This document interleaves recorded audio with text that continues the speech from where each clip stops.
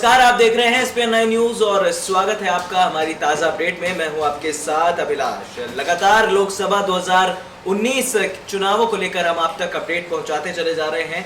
आज इस सबसे बड़े घमासान का पहला दिन है और पहले चरण का मतदान आज किया जा रहा है। यूपी समेत करीब 20 राज्यों में 91 सीटों पर यह फैसला किया जाएगा। जनता ये तय करेगी कि आखिरकार किसे जनता अपनी सराखों पर बिठाएगी, किसे सत्ता का सरताज बनाएगी।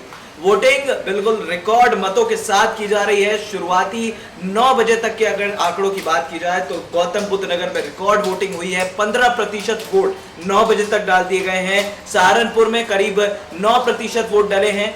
पश्चिमी यूपी में कुल मिलाकर अगर बात की जाए तो सहारनपुर बिजनौर में पूरी तरह से वोट डाले गए हैं और बेहतर तरीके से वोट डाले गए हैं। इस बार अनुमान लगाया जा रहा है कि 80 से 85 तक का आंकड़ा सामने आएगा साफ तौर पर शाम तक जब वोटिंग पूरी हो जाएगी। बड़ी बात यह है कि 18 राज्य और 2 केंद्र शासित प्रदेशों के 91 सीटों पर आज वोटिंग जारी है। अब जो बड़ी खबर आई है वो ये है कि इस बार नसीमुद्दीन सिद्दीकी, जो एक समय मायावती के बेहद करीब कहे जाते थे, नसीमुद्दीन सिद्दीकी ने मायावती पर जमकर निशाना साधा है। नसीमुद्दीन सिद्दीकी ने ये कहा कि मायावती पहले वोट खरीदने का और वोट बेचने का जो काम करती थी वो 10 करोड़ में करती थी, लेकिन इस बार उन्होंने फीस बढ़ाकर 30 करोड़ कर दी है। दरअसल आपको बता दें कि इस बार सपा बसपा गठबंधन में उम्मीदवार जो है वो मालूक नागर हैं बिजनौर से।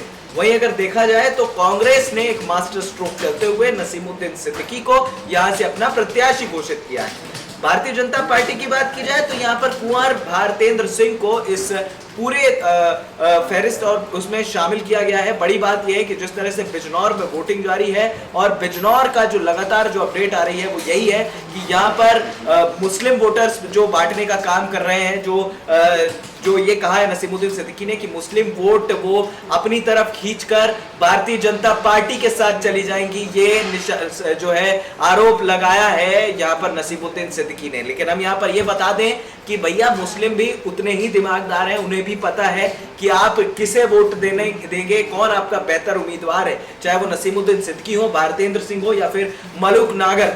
फिलहाल अगर आप करंट सिनेरियो देखें तो यहाँ पर जिस तरह की चीजें देखने को मिल रही हैं, पोलिंग बूथ से अलग अलग अपडेट्स आ रही हैं। लगातार ग्राउंड जीरो से हमारे पास जो खबर आ रही है वो यही है कि यहाँ पर बिजनौर सहारनपुर में रिकॉर्ड वोटिंग हो रही है और लगातार बयानों का जो सिलसिला है वो जारी हो रहा है। केंद्रीय मंत्री नितिन गडकरी ने सुबह कहा था कि हमने विकास किया है और जनता हमें आशीर्वाद देगी।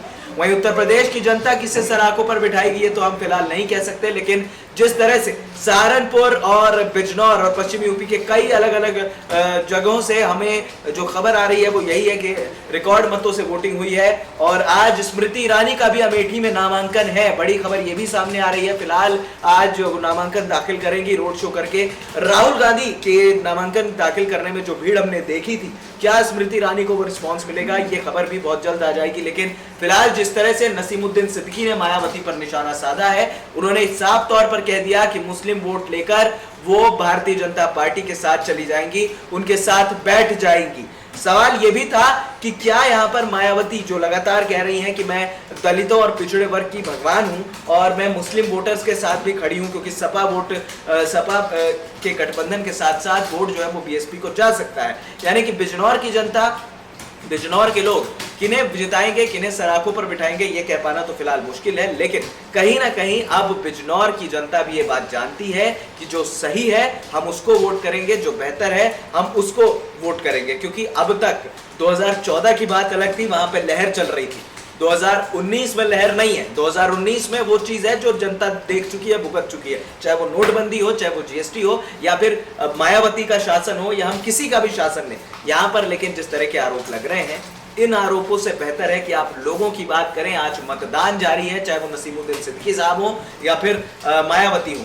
फिलहाल अगर आप करंट सिनेरियो को देखें तो ये दर्शाता है कि आज जो भारी मतों के साथ जो वोटिंग हो रही है, जो लगातार अपडेट्स आ रही हैं कि आज जनता ये तय करने वाली है कि भैया उनके पिटारे में क्या है और राज तिलक वो किसका कराएंगे। 5 साल जनता को पता है कि क्या किया है और क्या नहीं किया गया है, चाहे वो केंद्र की सरकार हो, चाहे वो विपक्ष हो या फिर कोई भी अन्य राजनीतिक दल हो। आज वाकई में पहले मतदान में देखकर ये बात तो लग गई है कि जो डांस ऑफ डेमोक्रेसी हम जिसे कहते हैं, एक लोकतंत्र में हम रहते हैं, पॉलिटिकल सिस्टम का पार्ट है, जनता उसमें कितना बड़ा रोल प्ले करती है, ये देखना काफी दिलचस्प हो रहा है। फिलहाल हमें दे दीजिए इजाजत, लगातार अपडेट्स आप तक आती रहेंगी। हमारे चैनल SPN9 न्यूज को सब्सक्राइब करना मत भूलिएगा। नमस्कार।